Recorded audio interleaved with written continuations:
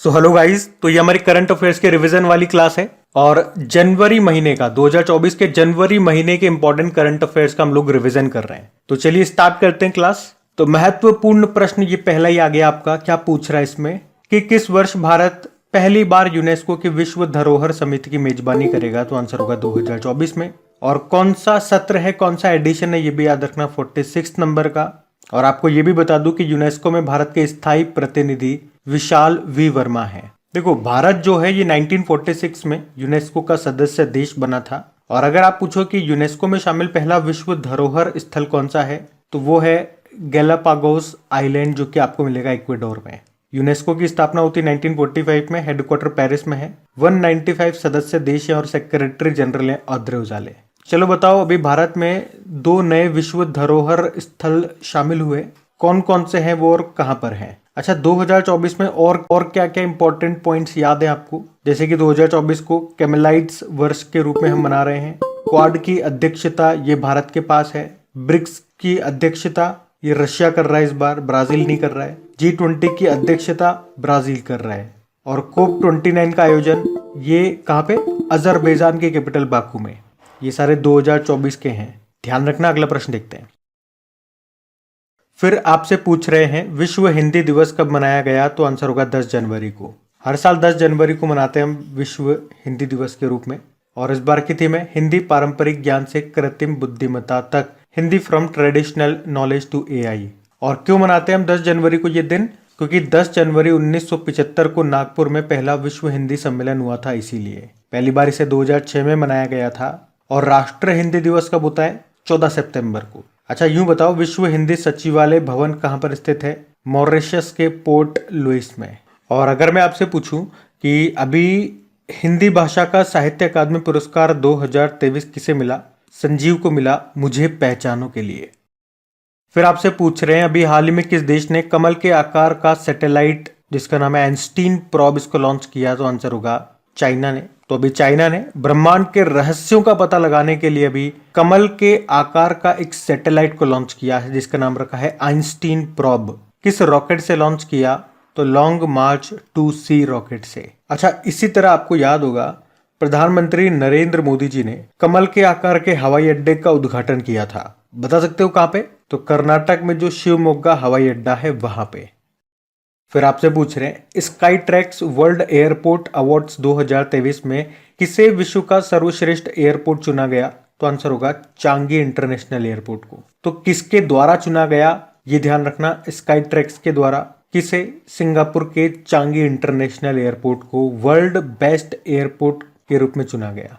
और ये 12वीं बार है जब इसे बेस्ट एयरपोर्ट का खिताब मिला है। और इसी एयरपोर्ट में एक खास बात है, दुनिया का सबसे ऊंचा इंडोर वाटरफॉल आपको मिल जाएगा चांगी इंटरनेशनल एयरपोर्ट में।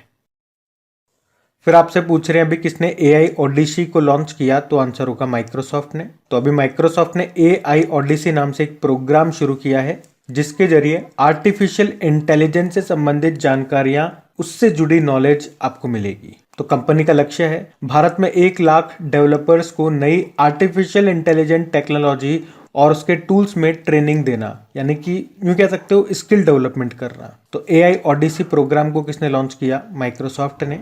माइक्रोसॉफ्ट की स्थापना होती है 1975 और हेडक्वार्टर है वॉशिंगटन US में। फाउंडर हैं बिल गेट्स और पॉल एलन और CEO सत्या नडेला है। फिर आपसे पूछ रहे तेंजिंग नॉर्गे पुरस्कार 2000 से किसे सम्मानित किया गया? सविता कंसवाल को।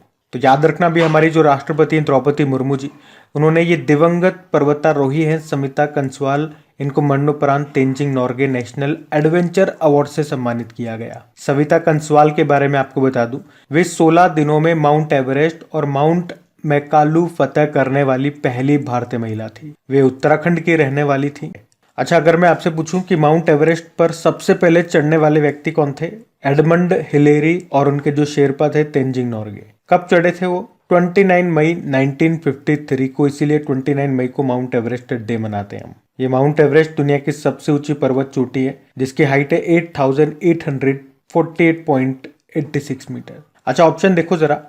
वॉसिनी लॉरेट्स, कला और साहित्य में यूनाइटेड अरब अमीरात का ग्रेट अरब माइंड्स अवार्ड इन्होंने जीता था और इसे अरब का नोबेल भी कहा जाता है। वोसिनी लॉरेट्स ये अल्जीरियाई प्रोफेसर है। बाकी पेरुमल मुरुगन जेसीबी साहित्य पुरस्कार 2023 जीता इन्होंने अपने उपन्यास फायर बर्ड के लिए। तो ये पॉइंट्स भी ध्यान रखना। अगला प्रश्न देखते हैं।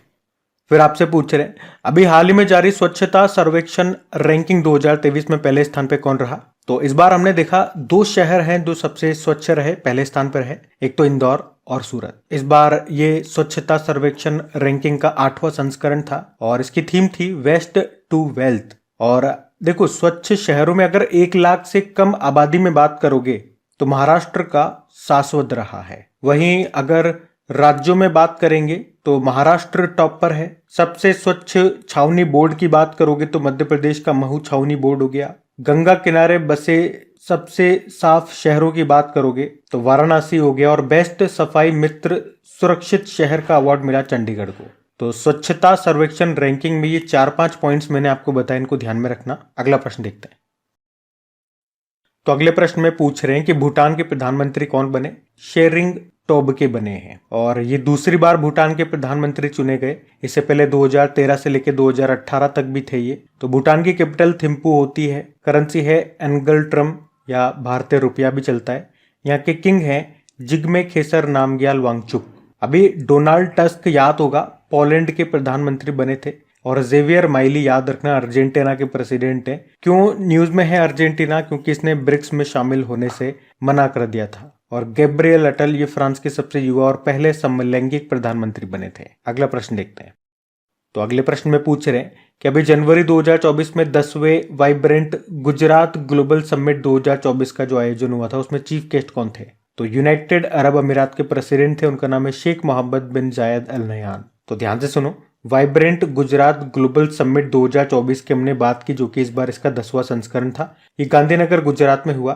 थीम थी गेटवे टू द फ्यूचर और चीफ गेस्ट यूनाइटेड अरब अमीरात के प्रेसिडेंट रहे। तो ये पॉइंट यहां से ध्यान में रखना। अगला प्रश्न देखते हैं।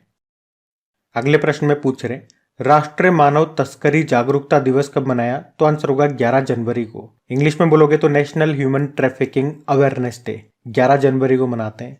और मानव तस्करी की बात हो रही है तो एक प्रश्न याद रखना कि मानव तस्करी को रोकने की बात संविधान के किस अनुच्छेद में कही गई है। तो आंसर होगा आर्टिकल 23। अच्छा, आपको याद होगा तो इंटरपोल ने ह्यूमन ट्रैफिकिंग को रोकने के लिए एक ऑपरेशन चलाया था। बता सकते हो क्या है उसका नाम? Operation storm makers. और इंटरपोल की बात करेंगे, हेडक्वार्टर लियोन फ्रांस में है। और 2023 में इंटरपोल की 91 नंबर की बैठक हुई थी ऑस्ट्रिया की कैपिटल वियना में। और इंटरपोल की स्थापना होती है 7 सितंबर 1923 में, इसीलिए 7 सितंबर को अभी हमने अंतर्राष्ट्रीय पुलिस सहयोग दिवस के रूप में मनाना शुरू किया।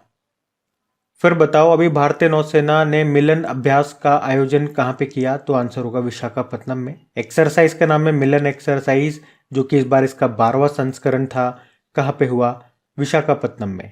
आयोजन किसने किया? भारतीय नौसेना ने किया। और ये एक मल्टी नेशनल एक्सरसाइज है, मतलब बहुराष्ट्रीय एक्सरसाइज है। काफी सारे लगभग 50 से ज्यादा देशों ने इसमें हिस्सा लिया था। फिर आपसे पूछ रहे हैं किस राज्य सरकार ने राम लला दर्शन योजना को शुरू किया था। तो आंसर होगा छत्तीसगढ़ ने। मतलब इसमें जो तीर्थ यात्री हैं जो कि अयोध्या में राम मंदिर के राम लला जी के दर्शन करना चाहते हैं तो फ्री में उनको तीर्थ यात्राएं कराई जाएगी। फिर आपसे पूछ रहे हैं कि अभी हाल ही में किस आईआईटी ने श्रीलंका में अपना नया परिसर स्थापित करने की घोषणा की है। तो आंसर होगा आईआईटी मद्रास ने। तो आईआईटी मद्रास ने श्रीलंका के कैंडी में एक नया कैंपस खोलने का फैसला किया। और आईआईटी मद्रास से ही आपको याद आएगा कि आईआईटी मद्रास का ऑफशोर कैंपस ये कहाँ पे खोला गया? तंजानिया के जांजिबार में। ऑफशोर कैंपस यानी कि भारत के बाहर। तंजानिया ये अफ्रीकी देश है जहाँ पे आपको अफ्रीका की सबसे ऊंची पर्वत चोटी माउंट किलिमंजारो भी मिलेगा। तो तंजानिया के जांजिबार में खोला इन्होंने। और वहां पे पहली महिला हेड बनाई गई प्रीति अगलायम को। और आईआईटी मद्रास से कुछ याद आता है क्या आपको? अभी इसने पानी से आर्सेनिक को दूर करने के लिए अमृत टेक्नोलॉजी को डेवलप्ड किया था। बाकी आपसे पूछ रहे हैं अभी 27वां राष्ट्रीय युवा महोत्सव का आयोजन कहाँ पे हुआ। तो आंसर होगा नासिक में। नासिक महाराष्ट्र में, ये ध्यान में रखना। फिर आपसे पूछ रहे हैं देश की पहली 100% इलेक्ट्रिक बाइक टैक्सी सेवा जिसका नाम है बायू, इसको किसने शुरू किया। तो आंसर होगा असम ने। तो असम सरकार ने देश की पहली एक ऐप आधारित 100% इलेक्ट्रिक बाइक टैक्सी सेवा को लॉन्च किया है जिसका नाम है बायू। असम ने लॉन्च किया, याद रखना। और फिर पूछ रहे हैं कि यूनाइटेड कप 2024 का खिताब किसने जीता। तो आंसर होगा जर्मनी ने। तो ये यूनाइटेड कप 2024 है जिसका संबंध टेनिस से है, याद रखना। यह भी ऑस्ट्रेलिया के सिडनी में हुआ था, जर्मनी ने जीत लिया, पोलैंड को हराया है।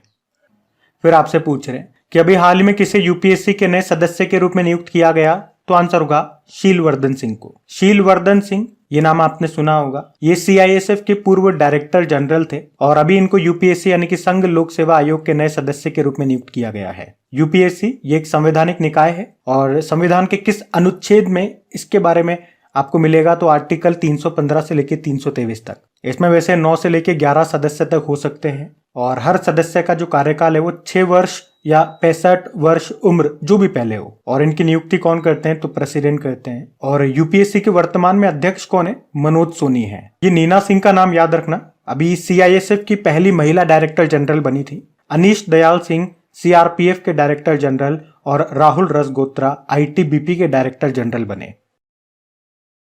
फिर आपसे पूछ रहे हैं कि 2025 में 9वें एशियाई शीतकालीन खेल ये कहां पर होंगे, तो आंसर होगा चाइना में। हम बात कर रहे हैं यहाँ पे एशियन विंटर गेम्स 2025 की।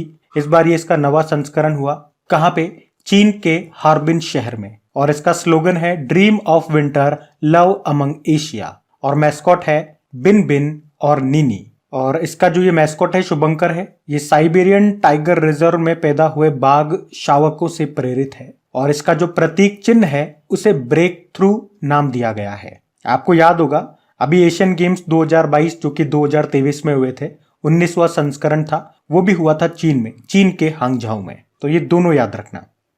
फिर आपसे पूछ रहे हैं राष्ट्रीय युवा दिवस की थीम क्या है, तो आंसर होगा it's all in the mind. कब मनाते हैं हम ये, नेशनल यूथ डे 12 जनवरी को मनाते हैं, स्वामी विवेकानंद जी के जन्मदिन को। और थीम याद रखना it's all in the mind, यानी कि सब कुछ हमारे दिमाग में है। और ये तो हो गया राष्ट्रीय युवा दिवस। एक अंतरराष्ट्रीय युवा दिवस भी होता है, वो 12 अगस्त को होता है, जिस दिन हम हाथी दिवस भी मनाते हैं। फिर आपसे पूछ रहे हैं कि भारतीय सेना ये किस वर्ष को प्रौद्योगिकी अवशोषण वर्ष के रूप में मनाएगी, तो आंसर होगा 2024 को। इंग्लिश में बोलोगे तो ईयर ऑफ टेक्नोलॉजी एब्जॉर्प्शन, यानी कि प्रौद्योगिकी अवशोषण वर्ष के रूप में मनाएगी 2024 को भारतीय सेना। और आपको बता दूं इससे पहले 2023 को हमारी भारतीय सेना ने परिवर्तन का वर्ष घोषित किया था, तो ये ध्यान रखना। तो गाइज ये थी आज की आपके रिवीजन वाली क्लास। तो इसमें हमारी कोशिश यही है कि 10 से 11 मिनट में आपके लूं, ज्यादा समय नहीं लूं। छोटा छोटा समय लेकर के थोड़ा थोड़ा रिवीजन करेंगे जिसमें आपका ज्यादा समय भी बर्बाद नहीं होगा और रिवीजन भी होता जाएगा। कम कम क्वेश्चन लेंगे तो ज्यादा बर्डन नहीं पड़ेगा, याद रखने में दिक्कत नहीं आएगी। और यहाँ पे हम 1 लाइनर रिवीजन कर रहे हैं, कुछ स्टैटिक वगैरह पार्ट आता है तो मैं आपको रिवाइज करवा ही देता हूँ। तो अगर सेशन पसंद आता है तो लाइक करके दोस्तों में शेयर जरूर करना। आज के लिए बस इतना ही, थैंक यू।